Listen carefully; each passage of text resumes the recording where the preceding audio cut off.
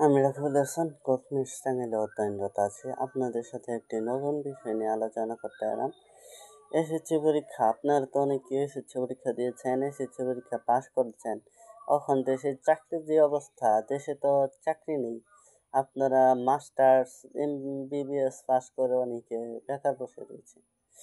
তাই আপনাদের জন্য নিয়ে এলাম একটি সুখবর। আপনি আপনার কেরিয়ার করুন মেডিকেল পেশায়। এসএসসি পাসের পর আপনি আইএসটিমেটসে অ্যাডমিশন নিতে পারেন। সম্পূর্ণ বলছি বিস্তারিততে। তার আগে আপনি যদি আমাদের চ্যানেল সাবস্ক্রাইব করে না থাকেন তাহলে সাবস্ক্রাইব করেন আমাদের চ্যানেল। টিকটক বা ফেসবুক থেকে দেখে থাকলে ফলো করেন আমাদের অ্যাকাউন্ট। চলুন তাহলে শুরু করি। এসএসসি পরীক্ষার পর আমরা সাধারণত বেকার বসে থাকি, বা আমরা চিন্তা করি যে জেনারেল লাইনে পড়ব। সেটা চিন্তা ভুল, কারণ দেশে এখন চাকরি নেই। দেশে বেকারের সংখ্যা দিন দিন বাড়ছে। তাই আমরা আইএসটিমেটসে ভর্তি হতে পারি। আইএসটিমেটসের ভর্তি হতে ন্যূনতম যোগ্যতা এসএসসি পাস।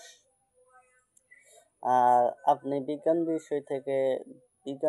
বিভাগ থেকে যদি এসএসসি পাস করেন তাহলে আপনি আইএসটিমেটসে ভর্তি হতে পারবেন।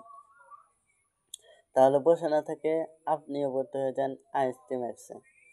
আবেদনের সম্পর্কে বিস্তারিত জানতে চাইলে আমাকে কমেন্ট করেন, আমি সেটা নিয়ে আরেকটা ভিডিও নিয়ে আসবো। বা শেষে আপনাদের সুস্থতা কামনা করে শেষ করছি আজকের ভিডিও। দেখা হবে পরবর্তী কোনো ভিডিওতে। সে পর্যন্ত সুস্থ থাকুন।